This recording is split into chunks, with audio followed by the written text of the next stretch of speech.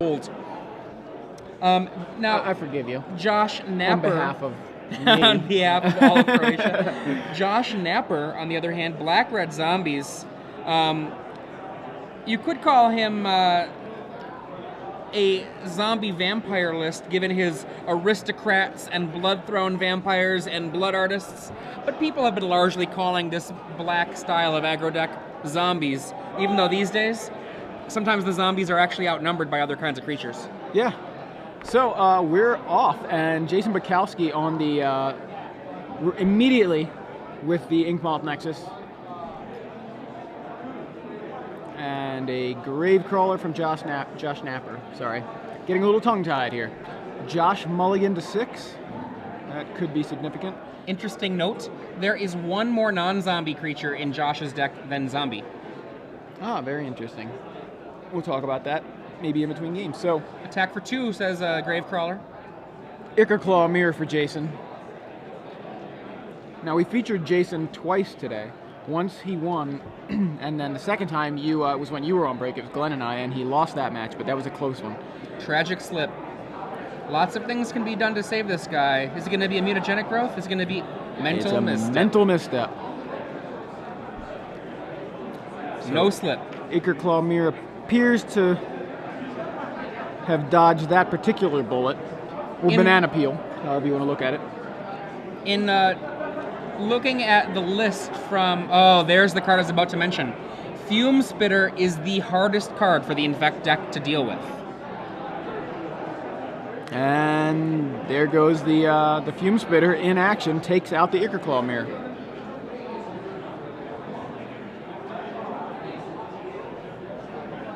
Jason Bulkowski here. Still, lays the Cathedral, activates Inkmoth, comes in for 2 poison. Cathedral of War and Rancor, both additions from M13, I think really are putting this deck over the top. I've been really impressed by Cathedral of War. I'm running it in a mono-red aggro deck. It's awesome. Diregraph Ghoul. Attacks with Gravecrawler for 2. Another Forest. There's his Urza's Saga Forest. Activates Inkmoth. Inkmoth activated. Rancor coming down here. +2/+0. In response, Tragic Slip.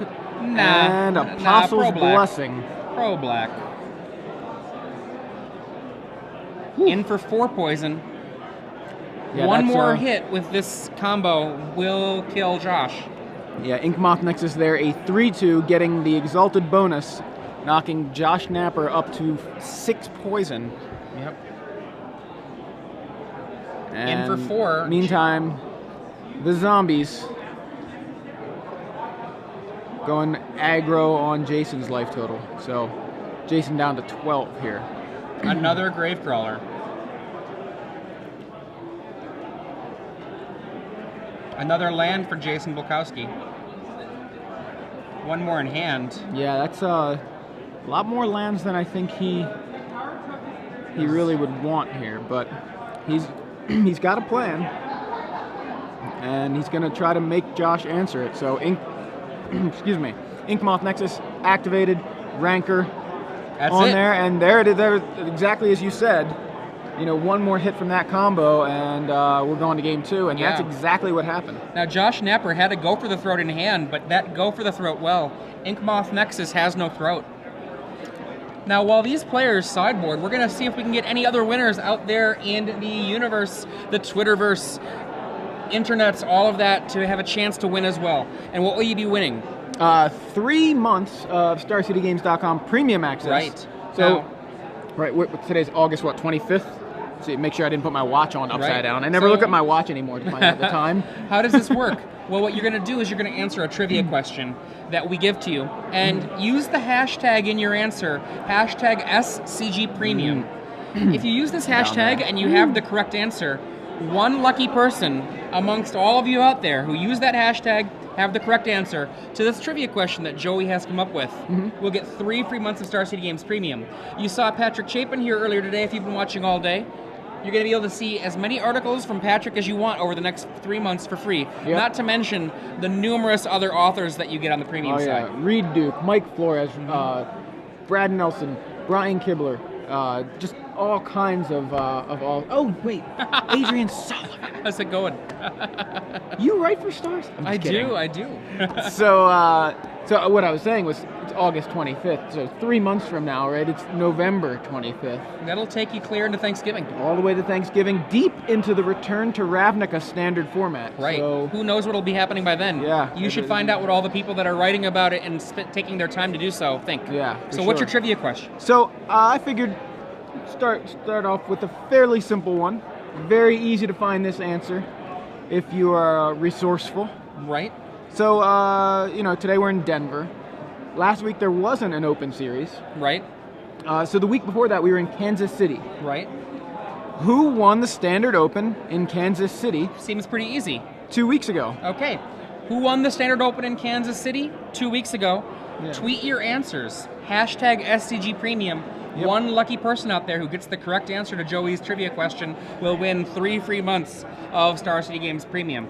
Now, looking at these other players that are in the middle of this quarterfinal match, we were just watching Josh Napper and Jason Bulkowski. Bulkowski took down the first game pretty strong Very quickly, yeah. Yeah, and they're sideboarding right now. My expectation, I expect to see Spellskite come in from the board for him. Yeah, he knows that Josh is just going to, load up on the removal. Yeah. Now, one thing to remember, these players get access to each other's deck lists. So they know exactly what they have. I also might think that one Viridian Corruptor will be sideboarded in by Jason as a means to kill mostly Phyrexian Metamorph. So how many missteps are available? Does he just plays four main? He plays all okay. four. I think that's great. I was checking because I thought if he has more on the board, bring him in, but can't. No more room.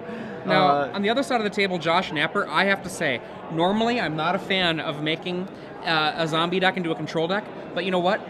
In this match, he is slower than Jason Bulkowski. I think he should bring in Smelts. I think he should bring in Geth's Verdict. I think he should bring in Bonfire. Do all of those things in order to try to basically flick away at every reasonable creature that he can get an opportunity to hit. Absolutely. Yeah, he's got quite the crew there. That's 6 cards he can bring in. 2 Smelt, 2 Geth's Verdict, 2 Bonfire. And he's got 2 copies of Vile Rebirth. Not, I don't think, particularly I don't think that's great for actually, this. The thing about it, it just does not do enough. A surprise blocker, maybe, if you're lucky. Yeah, I mean, that's about the best he can hope for. So I don't know that that's worth it. Yeah, I don't think it is. He's got a 3 Sword of War and Peace, not really for this matchup, so unlikely to come in. And he's got Knight of Infamy, which is the new... that's the Exalted Pro-White Knight. Yeah, exactly. It's like the new M13 guy. Yeah, M13 White Knight. I'm sorry, Black Knight. He's pro-white. That's what I meant. So that not coming in here either. So 6 cards for him to bring in. What do we take out? Do you think he? See, it's weird. Like the go for the throat's obviously completely irrelevant against the Inkmoth Nexuses. But they do kill Glistener Elf. Yeah, they kill Glistener Elf and they kill Blight Mamba. Maybe, Here's what I think. I think you have to do this. You have to take out a lot of the cards like Blood Artist that normally you're really happy to run. The 4 Blood Artists, kick them to the curb. Get them out of there. Your Falconroth Aristocrat, just get it out of there. It's just too slow. Okay. And bring in your other cards. You've got 2 Smelt, 2 Verdict, 2 Bonfire. That's 6 cards. You're good to go. Yeah, you can keep an Aristocrat in there if you want. Yeah, I wouldn't want more than 1. On the other world... on the other world? of the Infect player, this becomes a harder question. I might consider dropping Titanic Growth out because it's so expensive. And I might consider shaving down a mental misstep since I'm putting in the spell skites, but that could be crazy talk. Maybe just keep all 4 and bring in the skites. Feels like misstep is so good. Misstep is so good, but that 2 life matters as well. And this is a matchup where that 2 life can be punished. You can be punished for it. The other thing about misstep I think about is you've got actual threats in the other deck that you can stop with misstep as well. Now I don't know that that's the sort of strategy that Jason would take here. He probably wants the missteps more to protect his guys, but it can counter a Diregraph Ghoul. It can counter a Fume Spitter, which, as we mentioned, is a problematic creature. So I think the missteps are worth keeping in. Oh, I'm not saying they would go out necessarily. But I think you might consider shaving. But okay. Regardless, we're going to see. Also, besides these matchups, for those of you who are friends with any of the other players or curious, in one of the Delver mirrors, Andrew Olschwager has won the first game. I was like, wow, 10 minutes. First game of the Delver mirror. So that's our first game in. Andrew, first person to get a game win here besides Jason.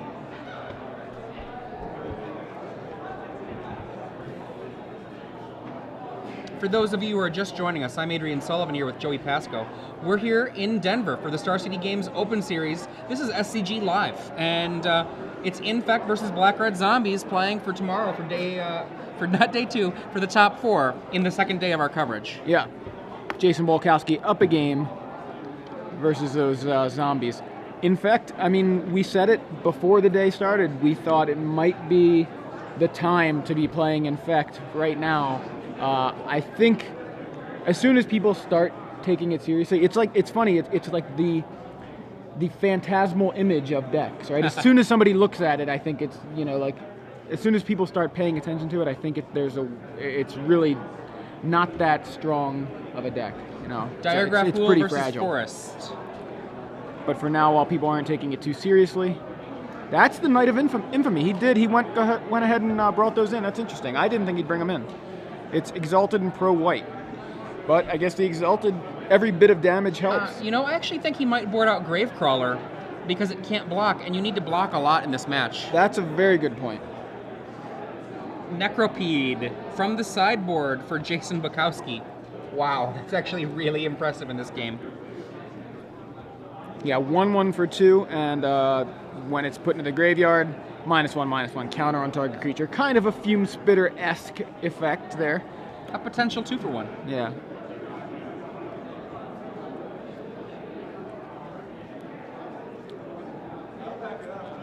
Jason currently at 17.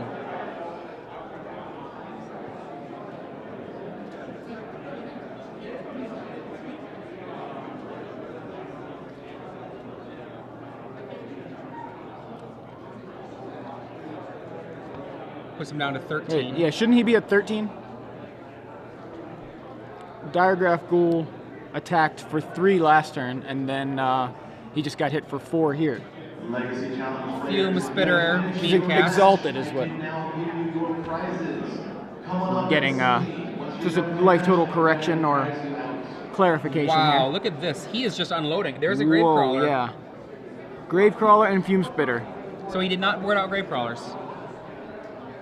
There's a Cathedral of War, and he is indeed at 13. There's the clarification/correction. So, swarm of zombies, and a knight, and a horror. So I guess it's not much of a swarm of zombies, is it? Like I said, there are 13 non-zombies in the main deck, and then 12 zombies. After sideboard, there's potentially 17 non-zombies.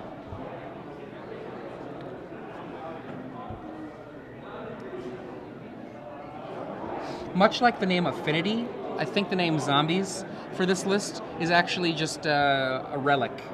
Sure. I mean, zombies obviously the most common creature type. And we get the deck. We get a Glistener Elf. Off of a Green Sun Zenith from Jason Bulkowski.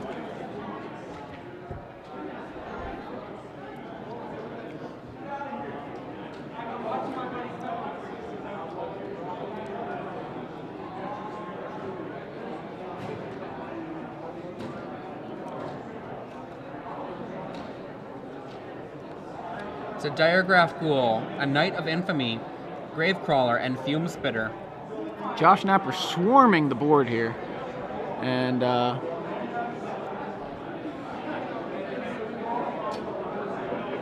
2 poison for Josh Napper currently. yeah, I was gonna say, where's the poison count here? It should be should have taken something from that Necropede. There it is. Shoebox.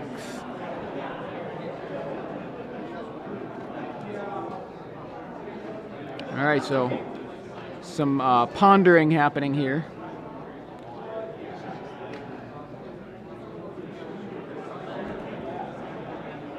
And Josh, let's see, does he fear the Reaper here? And by Reaper, I mean Glistener Elf and Necropede sitting on the other side of the table. The Fume Spitter gives him a lot to work with there. Just that extra little bit of safety.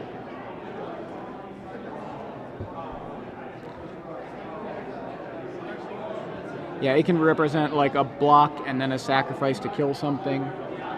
So wouldn't kill what it blocks unless he decides he wants it to, but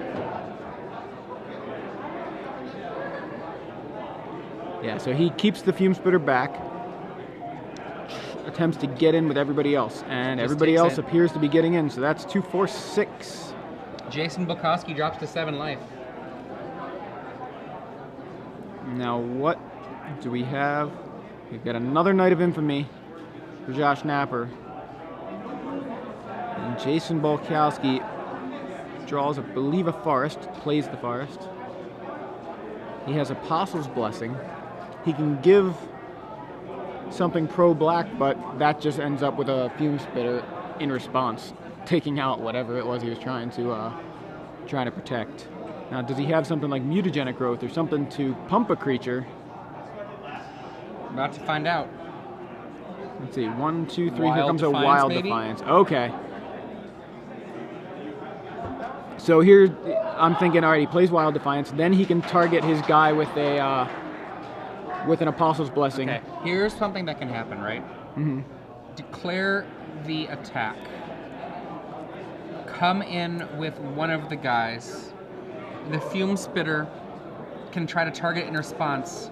In response, Apostle's Blessing black, and if he has a Mutagenic Growth, he wins. Wait, but where you mean all this before declare blockers? No, because it's before declare blockers, but after the attack is declared. Okay, so it looks like maybe in response to the Wild Defiance, Josh Napper is going ahead with the Fume Spitter. I think so. Yeah. But I think that's going to be fine. yeah, I actually think that's fine too. So Josh Napper at 2 poison. We need to deal 8 here if we're Jason. So Necropede plus the Apostle's Blessing is 4. Right? No, it's 5 because of the Cathedral. Yeah. Yeah, this is still in response to the Wild Defiance, right. What does he have? He's got Apostle's Blessing, he's got Mental Misstep, not helpful here, not able to target his guy.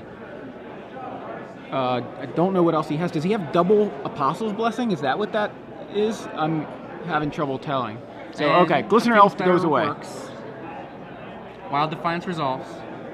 I believe he may have double Blessing, which could be... Well, it says pass. He does not have the kill. If he has double Blessing... He doesn't have the mana. Oh, that's what it is. I'm sorry. Yeah. I keep thinking of Blessing as just Phyrexian, not like a 1 in a Phyrexian white.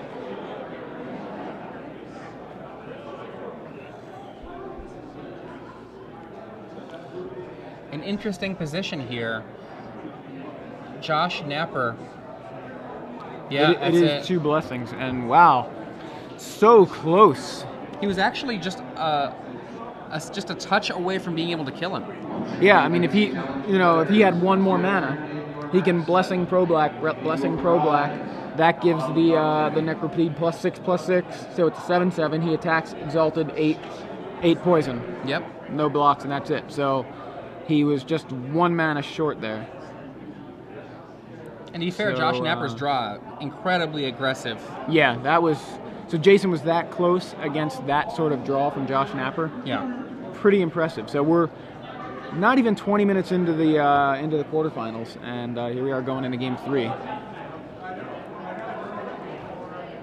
Game 1 went by in I think 5 minutes. Actually, less than 4 minutes, I think. So, very quick kill. For those of you who are just joining us, we are about to begin Game 3 of the first quarterfinal match of this top 8 here at the Star City Games Open Series in Denver, Colorado. I'm Adrian Sullivan, here with Joey Pasco, and we're watching Green Infect versus Black Red Zombies. Yeah, I'm taking a look here at Jason's board to see if there's... Well, we know he brought in the Necropede, at least one. I would assume he brought in both. I still like bringing in Spellskite. I've played against this matchup a fair amount. Spellskite does a lot. It does the double duty of blocking their attackers and protecting your creatures from their copious removal. Yeah, he may very well have brought in the Spellskite and just not seen it. He's got 3 in the board. None main deck, of course.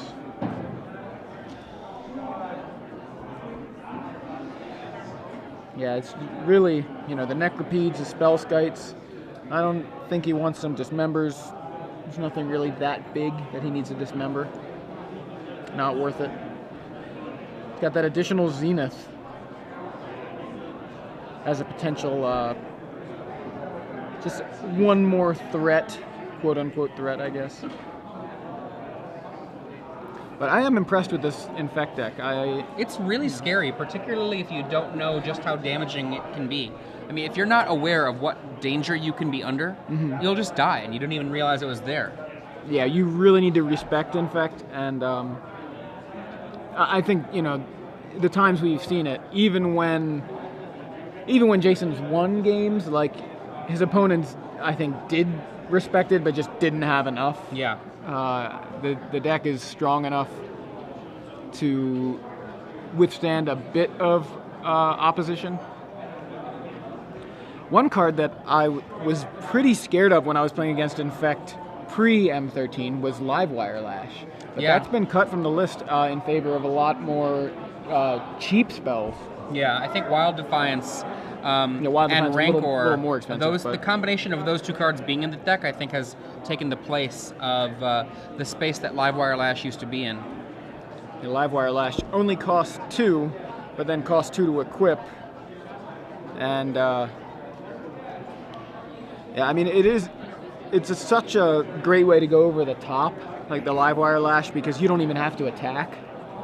I used to board it, and then I basically very much just conformed almost entirely to the list that Meretic and Sukik played at the World Cup. I don't know, Livewire Lash sort of scares me even more because, like, I don't know, I understand this is probably a more streamlined list, but maybe even as a one of, like maybe you don't play 4 Wild Defiance, maybe you play 3 and a Livewire Lash. I don't know, because it just the ability to not have to attack and just go Blessing, whatever, all these same pump spells, Blessing, I can gut shot my guy, whatever, whatever I need to do. It's dealing 2 damage to target creature or player, and obviously you just deal 2 damage to your opponent with every spell. You're just basically hitting them with 2 poison for every spell. Every spell becomes a Fire Blast. Yeah, it is. Yeah, actually, you're right. Every spell becomes a Fire Blast, and it's even worse when the spells actually cost 0 mana and don't require you to sacrifice 2 mountains. So, I don't know. I think Livewire Lash is still worth some worthy of consideration. Also, it's another angle, and it forces your opponents to go, well, do I have to fight against this too now? It's just another angle. Like, I need to have in artifact removal to deal with Livewire Lash. Not that artifact removal is dead in the matchup, but all right, we've begun, and there's an Inkmoth Nexus. Jason starts with what Sukik called the best creature in the deck, Inkmoth Nexus. Josh mulls to 6. Turn 2, attack for 1 with the Inkmoth. I like it.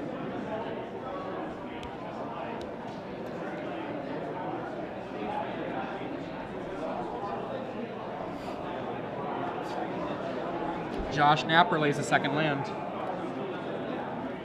Diagraph Ghoul. So, sort of a slow start for Josh. But Jason's not running out of the gates either, though. That's true. And Josh may just be leaving that mana open for a tragic slip. I think we're going to see Inkmoth Wild Defiance, unless I might be getting the art wrong, so. Oh, Forest. Inkmoth, okay. Rancor. And there's a tragic slip. I think there's going to be some response. Misstep. So here comes 3 more poison to go to 4 poison. I thought I saw, yeah, Jason may have a Cathedral of War in hand, but he needed the mana. And for those of you who are Andrew Olschlager fans, you can rejoice. He has won 2-0. And the other Delvermere is also in Game 3. Okay, we see the Knight of Infamy hit. And looks like there's going to be a gut shot in response to the declaration of attack, so only 2 damage from the Diagraph Ghoul instead of 3, for a net loss of 1 this turn compared to over what it would have been, but still better overall. Jason Bulkowski with another farce. There's a Cathedral. I thought I saw that in his hand. Yep. So this here comes again Inkmoth, enchanted with the Rancor, In and for this is 4 going to be poison this 4 time. poison, not Mutagenic Josh. Growth is the kill. Yeah, Nope, it's he 4. He steps right there. doesn't have the pump there. He does not But- even have to cast the Rancor next turn to get the kill. No, he just needs to get in with the Nexus. He's got Josh Napper up to 8 poison, and just 2 away from taking this the match, winning the quarterfinals, and setting his alarm wow. for pretty early up tomorrow morning so he can play in the semis. But we'll see if Josh Napper has anything to say about that. In the other bracket, Michael Lee has defeated Matt Pitzer with Black Market 2-0. So Michael Lee with green-white aggro advances. Wow, that is not something we expected. Not only did, not to say that I expected it to not win, I expected it to not finish yet. I'm sitting here thinking we're going to go to that match next. That's a Spellskite. Awesome. Wow, this is an amazing draw here. It lets him definitively protect his creature from anything that that Josh can do. He has won the game right now. There's a Spellskite. That's it. That is absolutely it. Should be it, yeah, because Spellskite resolves, yes. Activate Inkmoth. Good. In for the kill. Swing. And there There it we is. go. Jason Bulkowski takes down Josh Napper 2-1 with Infect over Black-Red Zombies. And so Jason Bulkowski headed to the semifinals.